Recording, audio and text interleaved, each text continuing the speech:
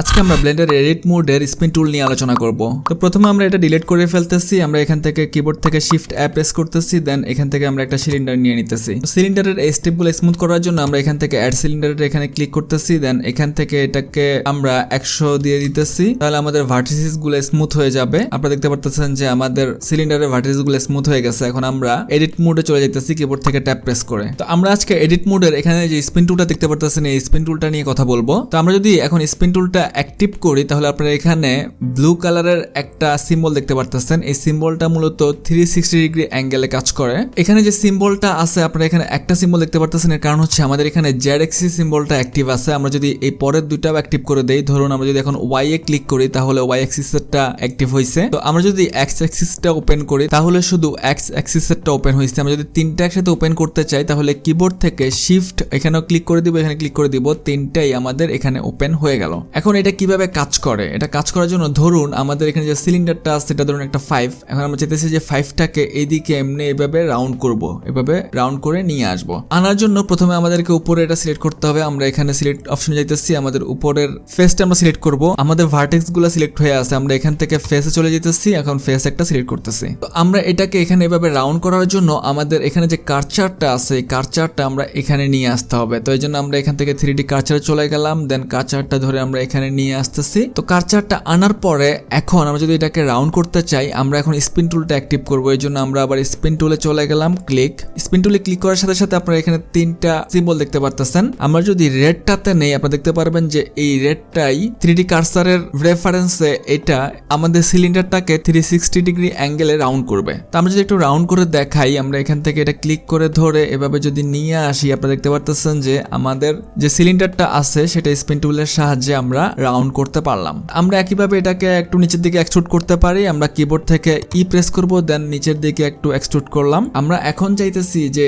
আমাদের এই রাউন্ডটাকে এখান থেকে নিয়ে আবার এভাবে নিয়ে আসতে। এর জন্য আমাদের এই কার্সারটা এখানে রাখলে হবে না, আমাদের কার্সারটা এখানে নিয়ে আসতে হবে। তো এর জন্য আমরা আবার 3D কার্সারে চলে যাব, দেন এটা সিলেক্ট করব, সিলেক্ট করে নিয়ে এখানে এনে বসিয়ে দিব। তো বসিয়ে দেওয়ার পর এখন আমরা আবার স্পিন টুলটা অ্যাক্টিভ করি। আমরা এখান থেকে স্পিন টুলে চলে যাব, স্পিন টুলটা অ্যাক্টিভ করে দিলে আবার এটা চলে আসবে। আমরা এখানে সিলেক্ট করে দেখতে পারি যে কোনটা কোন দিকে কাজ করতেছে। ধরুন আমরা যদি এখন রেটা নিয়ে আসতেছি, এটা এখন এই 360 অ্যাঙ্গেলে কাজ করবে। আমরা যদি ওয়াইতে সিলেক্ট করি তাহলে ওইদিকে কাজ করবে। আমরা যদি জেডে সিলেক্ট করি তাহলে এইভাবে কাজ করবে। আমরা চাইতেছি এটা এখান থেকে নিয়ে এভাবে তুলতে, আমরা তার মানে আমাদের এই রেডটা কাজ করবে। তো আমরা এখানে ক্লিক করতেছি, দেন এখানে নিয়ে আসলে এই যে আমরা তুলে দিলাম। তো এখানে অবজেক্টের যে স্মুথনেস আছে সেটা যদি আপনারা বাড়াইতে চান, ধরুন আমরা এখন এটার কাজ করছি, আমরা যদি এটার স্মুথনেসটা বাড়াতে চাই আমাদের এখানে স্টেপ আছে, আপনারা দেখতে পারতেছেন যে 12। আমরা যদি এটাকে ধরুন 24 করে দেই তাহলে আমাদের এটার স্মুথনেস আরো বেড়ে যাবে। তো আমাদের এখানে নিচে আরো কিছু অপশন আছে, অপশনগুলো কাজ আপনাদেরকে দেখাইতেছি। ধরুন এটা আমরা এখন ডিলিট করে দিই, কিবোর্ড থেকে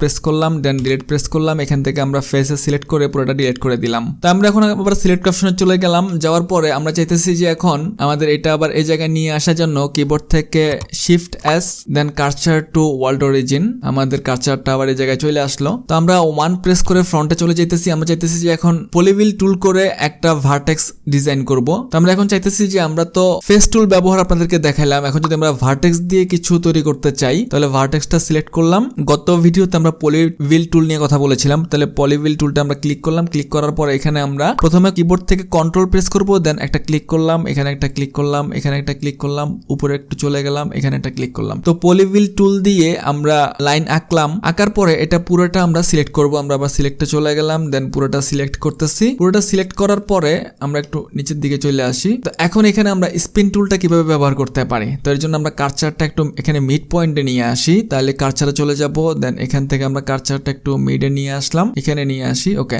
এখন আমরা এখানে স্পিন টুলটা ব্যবহার করব। আমরা এখান থেকে স্পিন টুলটা ক্লিক করে স্পিন টুলটা অ্যাক্টিভ করলাম।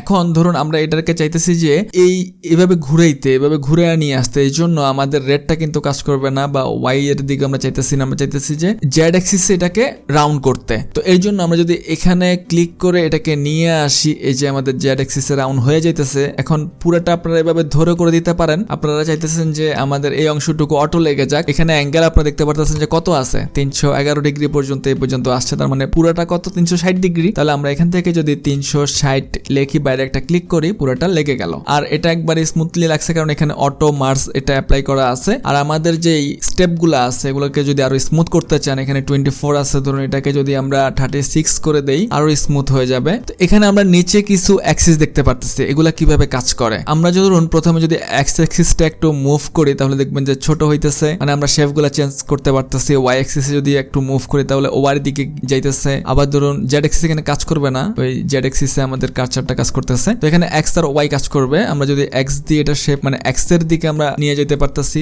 ওয়াই এর দিকে নিয়ে যেতে পারতেছি, ছোট করতেছি, বড় করলে বড় হবে, ছোট করলে ছোট হবে। আর নিচের গুলো দিয়ে আমরা বিভিন্ন শেপে নিয়ে যেতে পারি। যেমন আমরা যদি এক্স এর দিকে ধরুন বড় করি তাহলে এক ধরনের শেপ তৈরি হইতেছে। আবার ধরুন আমরা যদি ওয়াই এর দিকে করি তাহলে ওয়াই এর দিকে রোটেট হইতেছে। আবার যদি আমরা জেড অ্যাক্সিসে করি তাহলে আরেক ধরনের শেপ তৈরি হইতেছে। আমরা এক্স এরটা একটু কমায়া দেই, তাহলে একটা শেপ আপনার গ্লাস টাইপের কিছু একটা পাইলাম। আমরা ওয়াই এর দিকে একটু সোজা করে দেই, এক্স এরটা একটু বাড়ায়া দেই, ওকে, আমরা গ্লাস টাইপের কিছু একটা পাইলাম। তো স্পিন টুলের এই নিচের এই কার্সারগুলো এভাবে কাজ করে। তো স্পিন টুল সম্পর্কে ধারণা পাইলেন। এখন আমরা স্পিন ডুপ্লিকেট নিয়ে একটু কথা বলি। তো এই জন্য আমরা কিবোর্ড থেকে প্রেস করতেছি, দেন এটাকে আমরা প্রথমে ডিলিট করে দেই। এখান থেকে আমরা ভার্টেক্স ডিলিট, ওকে। তো আমাদের এই কার্সারটা আবার এই জায়গায় নিয়ে যাওয়ার জন্য আমরা কিবোর্ড থেকে শিফট এস প্রেস করব, দেন এখান থেকে কার্সার টু ওয়ার্ল্ড অরিজিন, আমাদের কার্সারটা আগের জায়গায় চলে গেল। এখন আপনারা এখানে দেখতে পাচ্ছেন যে আমরা ডুপ্লিকেট টুলটা ওপেন করে রাখছি। তো আমরা স্পিন ডুপ্লিকেটটা দেখার জন্য একটা কিউব নিয়ে আসি, শিফট এখান থেকে আমরা একটা কিউব নিয়ে আসলাম। কিউব নিয়ে আসার পরে আপনারা এখানে দেখতে পাচ্ছেন যে এটার সাইজটা বড় ছোট করতে পারবো না, 12 মিটার রয়েছে, ওকে, এটা থাক, আমাদের এখন এটার কাজ নাই। আমরা এখন